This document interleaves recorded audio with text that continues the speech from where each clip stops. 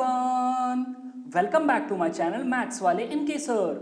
In today's session we are going to learn about subsets. So let us start the session. So if we have two sets A and B and every element of set B is also an element of set A, then B is a subset of A. क्या बोला गया है यहाँ पर? अगर हमारे पास दो sets है A और B and every element of set B का हर element is a part of set A, then we say that B is a subset of A. ठीक है, और इसे हम सिंबॉलिकली कैसे रिप्रेजेंट करते हैं? B subset A. यहां पर आप देख सकते हो स्क्रीन पे, and it is read as B is a subset of A और B सबसेट A. ठीक है, अब इसे समझने के लिए कुछ एग्जांपल्स देखते हैं. तो the first example is if we have set A as 1 2 3 4 5 6 7 8 and set B as 2 4 6 8. तो यहाँ पे आपको क्या दिख रहा है? Every element of set B, that is 2 4 6 and 8 is also an element of set A. दिख रहा है आपको यहाँ पे? सेट A में भी है 2 4 6 and 8. Correct? That means we can write B subset A or B is a subset of A. Correct? आप यहाँ पर देख सकते हो, as every element of set B is also an element of set A, then we say that B is a subset of A. Correct? Next example, यहाँ पर क्या दिया गया है? n is a set of natural numbers and I is a set of integers. अब natural numbers कौन कौन से होते हैं? 1 2 3 4 and so on. और integers कौन से होते हैं? -1 -2 -3 so on, 0 1 2 3 and so on.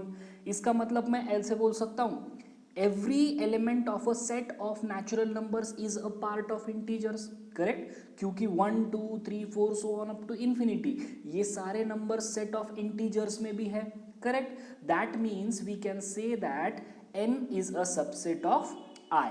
Correct? That means we can say that n is a subset of I. आप यहाँ पर देख सकते हो, as all natural numbers are integers, hence n is a subset of I.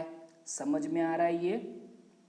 Next, if we have the set P as set P is a set of all x such that x is a square root of 25 and set S is a set of all y such that y belongs to integers and -5 less than or equal to y less than or equal to 5. तो सबसे पहले हमें क्या करना है? इसका roster form लिख लेना है. तो what is the roster form of P? अब स्क्वायर रूट ऑफ 25 मतलब वैल्यूज क्या क्या आ सकते हैं?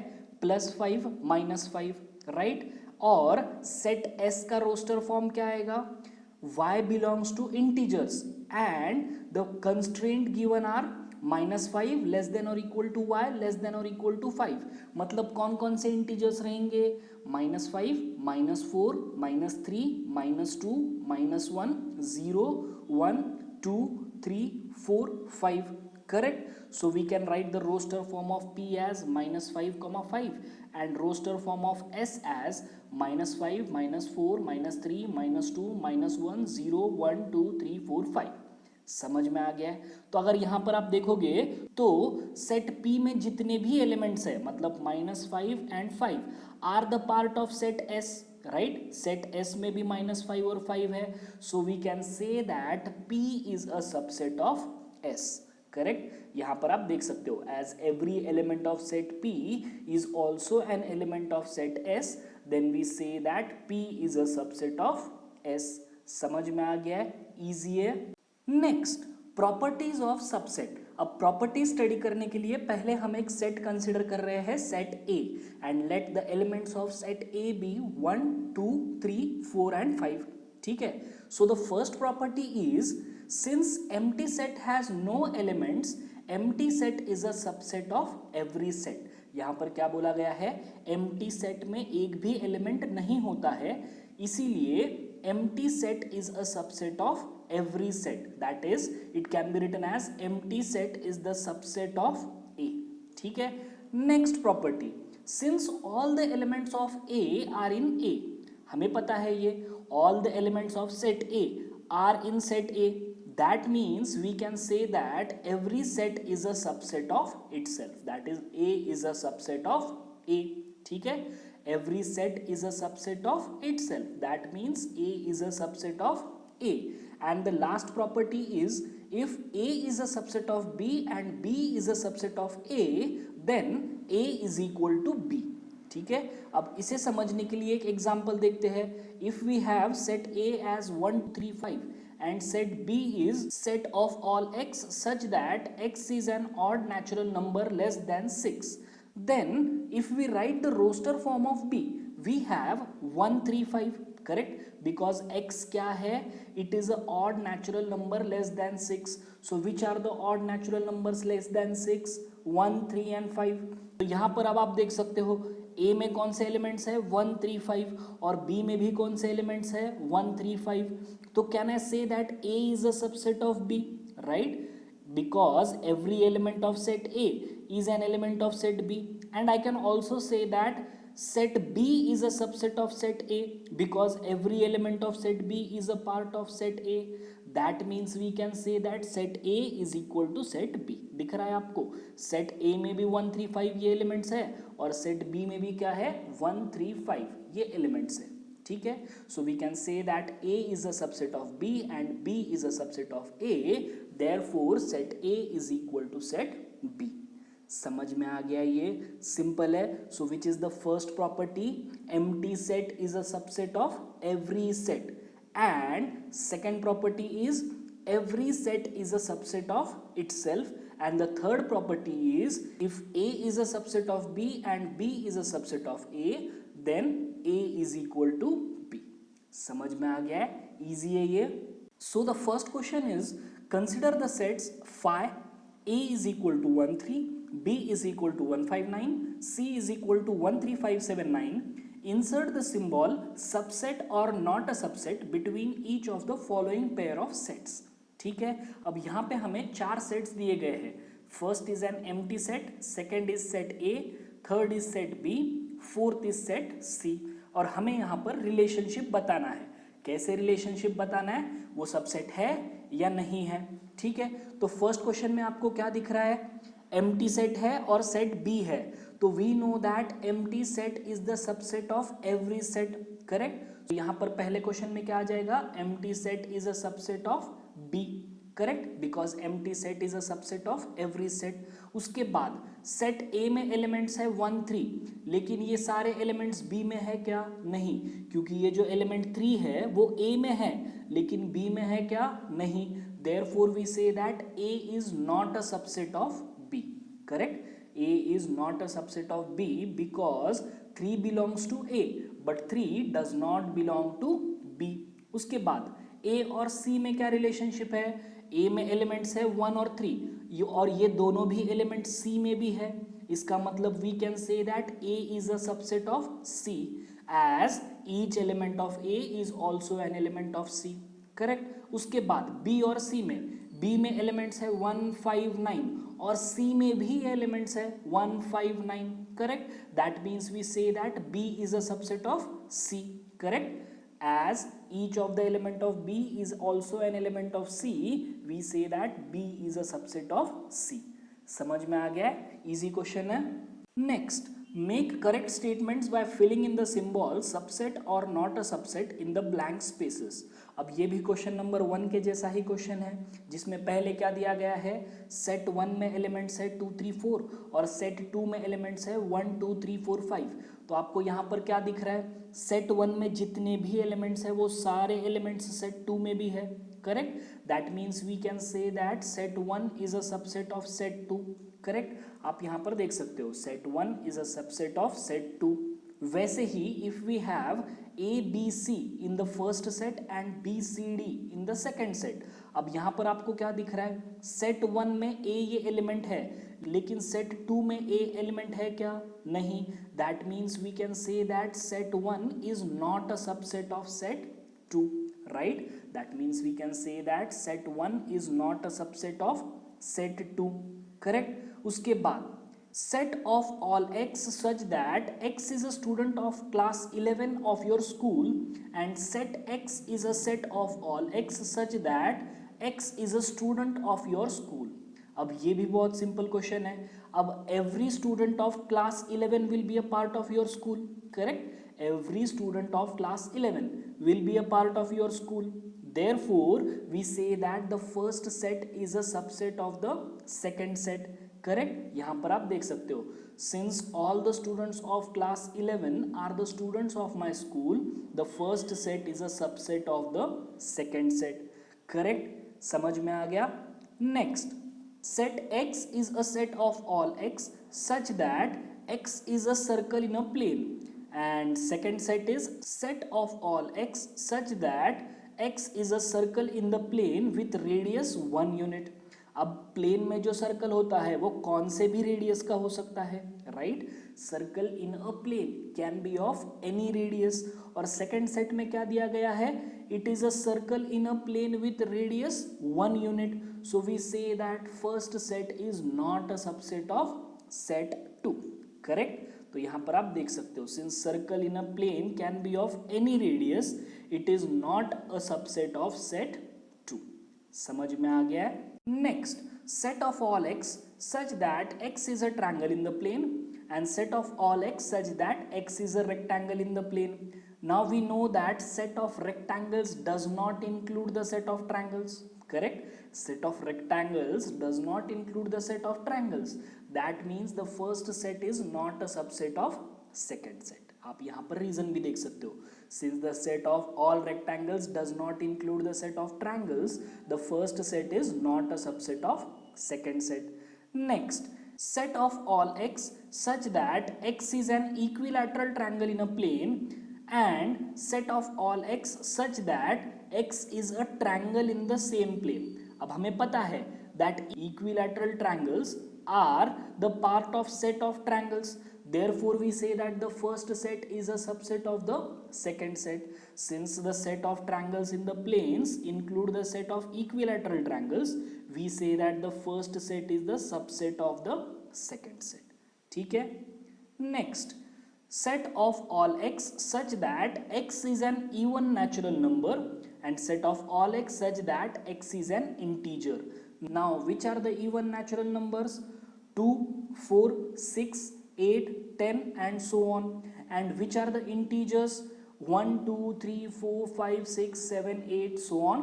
0, -1, -2, -3 and so on. That means we can say that every element of this first set is a part of the second set, right? Therefore, the first set is the subset of the second set. Correct? Since the set of integers includes the set of natural numbers, we say that the first set is the subset of the second set. The next question is, let A is equal to AEIOU and B is equal to ABCD. Is A a subset of B? No. Why? Is B a subset of A? No. Why?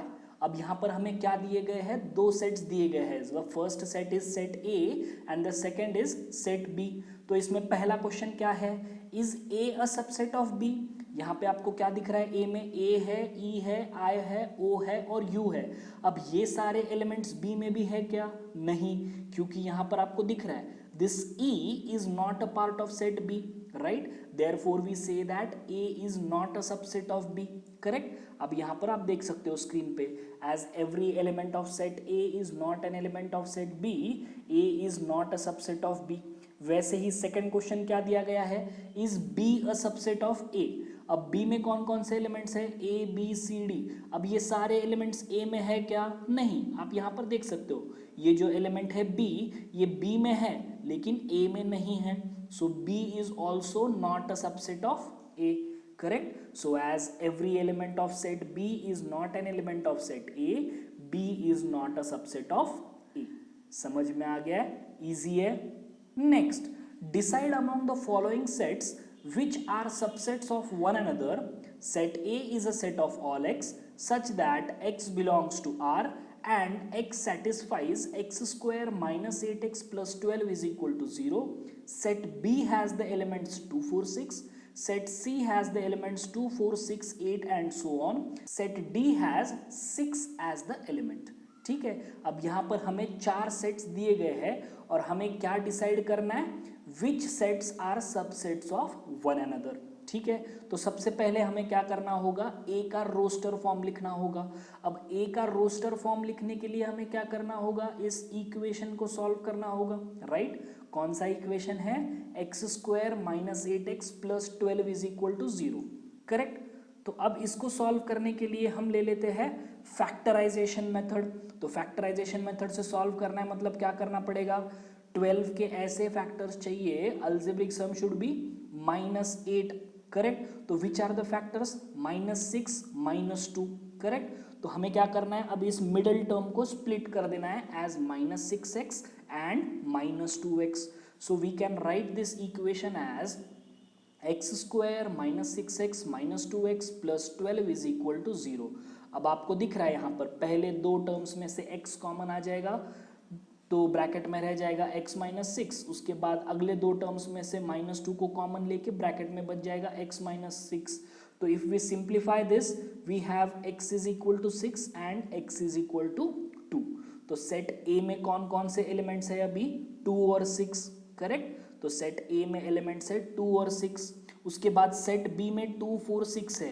तो can we say that A is a subset of B, right, because every element of set A is a part of set B, so we can say that A is a subset of B. Next, can we say that A is a subset of C? Yes, क्योंकि आपको यहाँ पर भी दिख रहा है ये जो एलिमेंट्स है 2 और 6 ये C में भी है, so we say that A is a subset of C. Next, can we say that A is a subset of D? No, क्योंकि यहाँ पर 2 है लेकिन यहाँ पर 2 नहीं है, करेक्ट। समझ में आ गया है। तो यहाँ से मैं क्या बना सकता हूँ, A is a subset of B and A is also a subset of C. वैसे ही can we say that B is a subset of C? Yes, यहाँ पर भी 2 4 6 है, यहाँ पर भी 2 4 6 है, so we can say that B is a subset of C. Next, can we say that D is a subset of A? Yes, because D में जो 6 है वो A में भी है, therefore we say that D is a subset of A. Next, we can also say that D is a subset of B, क्योंकि D में 6 है और B में भी 6 है। We can also say that D is a subset of C, क्योंकि D में 6 है और C में भी 6 है, so we can say that D is a subset of C. ठीक है, अब मैंने जो भी बोला मैंने यहाँ पर पॉइंट्स नोट डाउन कर दिए हैं। So the first point is, as every element of set A is also an element of set B and C, we can say that set A is a subset of B and set A is a subset of C. वैसे ही as every element of B is an element of set C, we can say that B is a subset of C. And last, as every element of D is an element of set A, B and C, we can say that D is a subset of A, D is a subset of B and D is a subset of C. समझ में आ गया है। Next, let A, B and C be three sets. If A belongs to B and B is a subset of C, is it true that A is a subset of C? If not, give an example. ठीक है, अब ये prove करने के लिए हमें क्या करना होगा, पहले according to the given conditions हमें सेट A, B और C में कुछ एलिमेंट्स कंसिडर करना है। तो suppose we have 1 as a element in set A, 1 is a element in set A।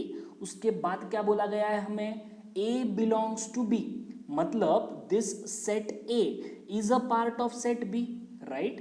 This A belongs to B means set A is a part of B. तो हमें क्या करना है, B में कौन से एलिमेंट्स लेना है, पहले ले लेना है सेट A, दिख रहा है आपको यहाँ पर, उसके बाद मैंने एलिमेंट्स लिए हैं 2 और 3। उसके बाद क्या बोला गया है, B is a subset of C, that means every element of set B, that is set A, उसके बाद 2, उसके बाद 3, ये सारे एलिमेंट्स C में प्रेजेंट चाहिए, तो वो मैंने ले लिए और उसके बाद एक एलिमेंट कंसिडर किया है 4। अब हमें क्वेश्चन क्या पूछा गया है, check whether A is a subset of C। अब A सबसेट ऑफ C कब रहेगा, when every element of A is a part of C, correct. A subset of C कब रहेगा, when every element of A is a part of set C। तो A में कौन सा element है, 1, तो C में 1 एलिमेंट दिख रहा है क्या आपको, नहीं, सेट C में 1 ये एलिमेंट नहीं है। सेट सी में सेट ए है, सेट सी में सेट ए है लेकिन एलिमेंट 1 नहीं है, so we say that A is not a subset of C. ठीक है, अब यहां पर आप स्क्रीन पे देख सकते हो set A is an element of set B, right, जो हमें दिया गया था। तो ये set A is a part of set B दिख रहा है आपको यहां पर। उसके बाद B is a subset of C बोला गया है, so we have every element of B, that is set A, 2 and 3. Each of these elements is a part of set C, correct? So we say that B is a subset of C. तो यहाँ पे आपको क्या दिख रहा है, 1 belongs to A, 1 is an element of A, but 1 is not an element of C, right? दिख रहा है कि आपको 1 यहाँ पर नहीं, so we say that A is not a subset of C. समझ में आ गया। अब इसी टाइप में एक और क्वेश्चन ले रहा हूं मैं, उसे भी केयरफुली समझना है। So the question is let A has elements 1 2 5 and a set having elements 3 4, which of the following statements are incorrect and why? जिसमें पहला स्टेटमेंट हमें क्या दिया गया है, एक सेट है जिसमें एलिमेंट्स है 3 और 4 and we need to check whether this is a subset of A। तो इसके लिए क्या होने चाहिए, इस सेट में जितने भी एलिमेंट्स हैं वो सारे ए में होने चाहिए, करेक्ट। तो अब 3 और 4 ये एलिमेंट्स सेट ए में है क्या, नहीं। कैसे, आप यहां पर देख सकते हो, if we consider this as set X, अगर मैंने इस सेट को नाम दे दिया एक्स, तो ये एक्स जो है वो ए में प्रेजेंट है, लेकिन 3 4 ए में प्रेजेंट दिख रहा है क्या आपको यहां पर, नहीं। So we say that the given statement is incorrect, right? Next, a set having elements 3 4 belongs to A. अब ये जो सेट है पूरा, this should be the part of A, correct? अब ये इस सेट का पार्ट है क्या, yes, correct? 3 4 ये पूरा सेट क्या है, इस सेट का पार्ट है, right? Therefore the given statement is correct, right? अब यहां पर आप देख सकते हो, अगर मैंने इस सेट को नाम दे दिया x, तो ये x इस A का पार्ट है क्या, yes, right? Therefore we say that the given statement is correct. Next, एक सेट है which is having elements 3 and 4 and this set is a part of one more set, correct? तो अगर मैंने इसको नाम दे दिया x, अगर मैंने एक सेट है जिसमें एलिमेंट्स है 3 4, उसको नाम दे दिया x, तो ये कुछ ऐसा दिखेगा आपको, right? This set having elements 3 4 is a part of another set. ये ऐसा कुछ दिखेगा। अब हमारा स्टेटमेंट क्या दिया गया है, this X is a part of set A, है क्या ये, yes, therefore we say that the given statement is correct.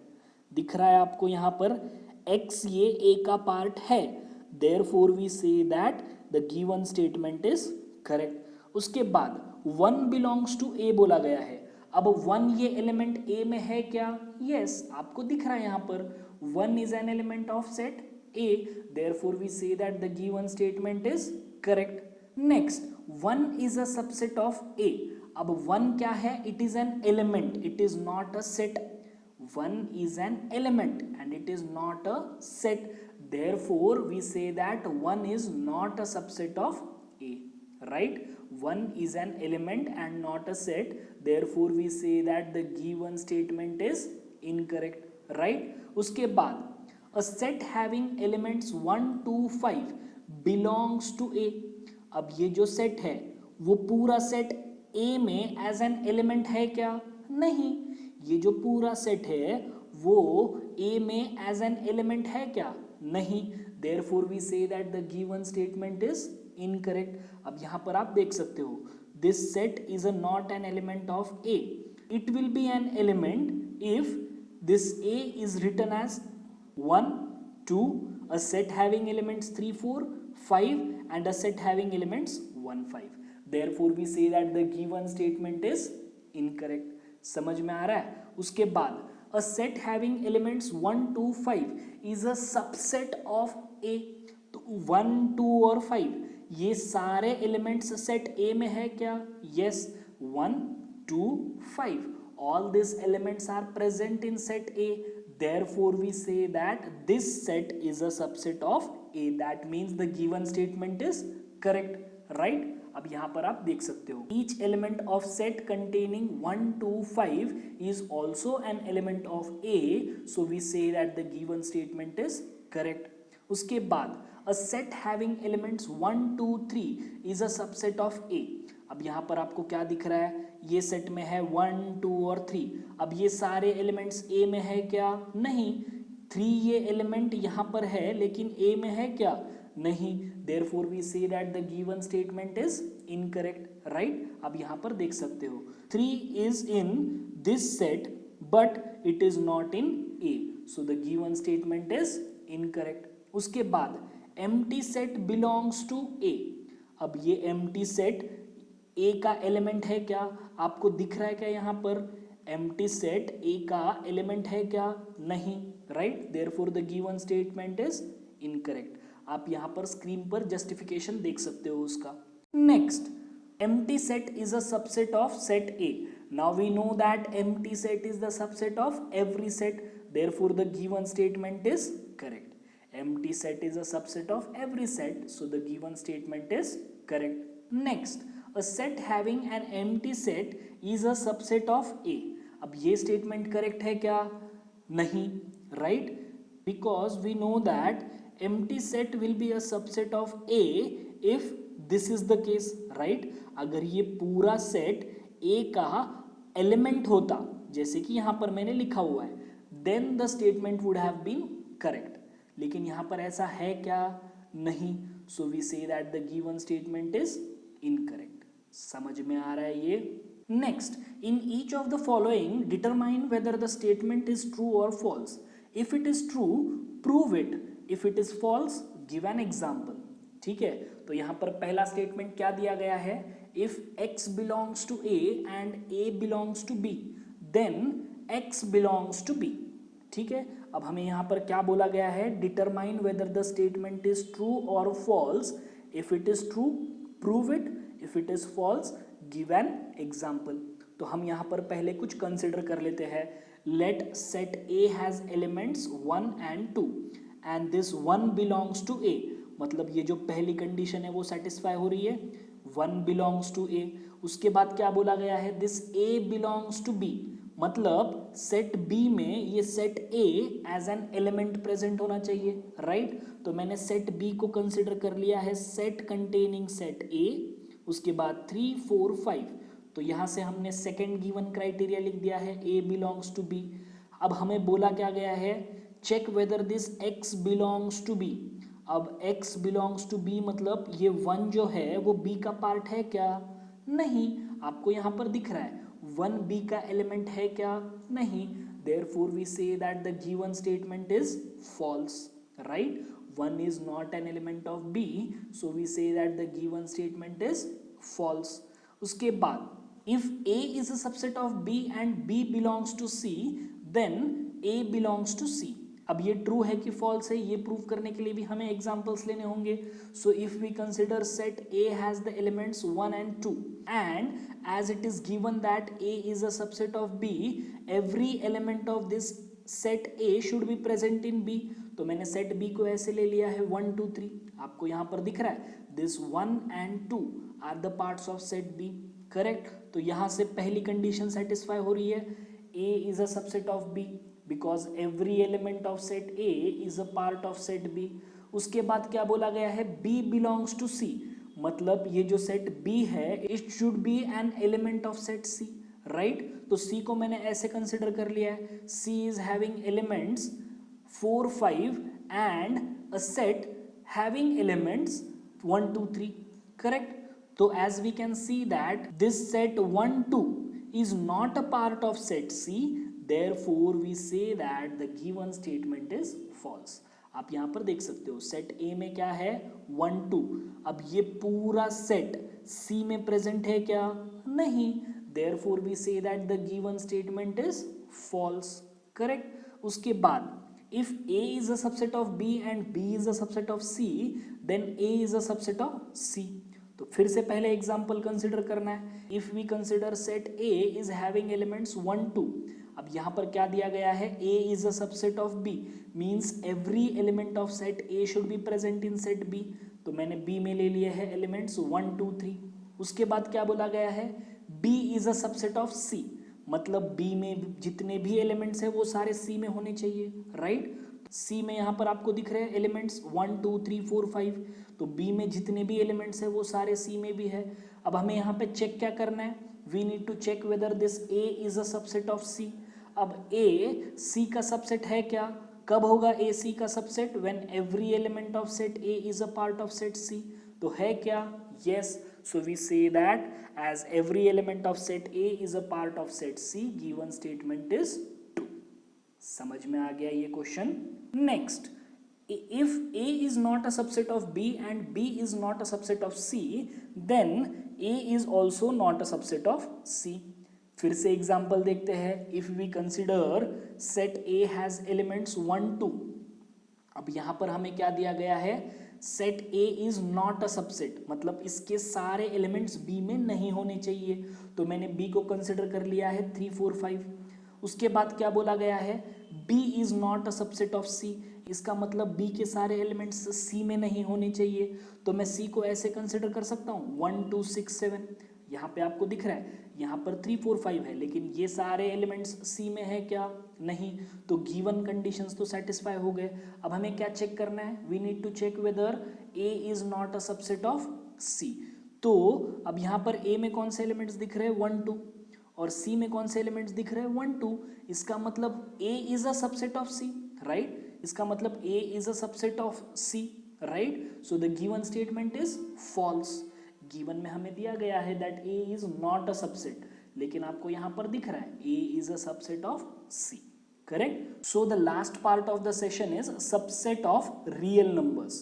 तो यहाँ पर आप देख सकते हो, set of natural numbers is a subset of set of integers, set of integers is a subset of set of rational numbers, set of rational numbers is a subset of set of real numbers, and set of irrational numbers is also the subset of set of real numbers। अब यहाँ पर आप notations देख सकते हो, n is the set of natural numbers, z is the set of integers, q is the set of rational numbers, r is the set of real numbers, and t is the set of irrational numbers। अब ये statements correct है क्या, yes, because we know that every natural number is an integer, we know that every integer is a rational number, and we also know that every rational number is a real number, correct, and we also know that every irrational number is a real number। So this shows the subset of real numbers। समझ में आ गया ये। अगर आपको कोई भी doubts हो तो please feel free to contact me. Thank you.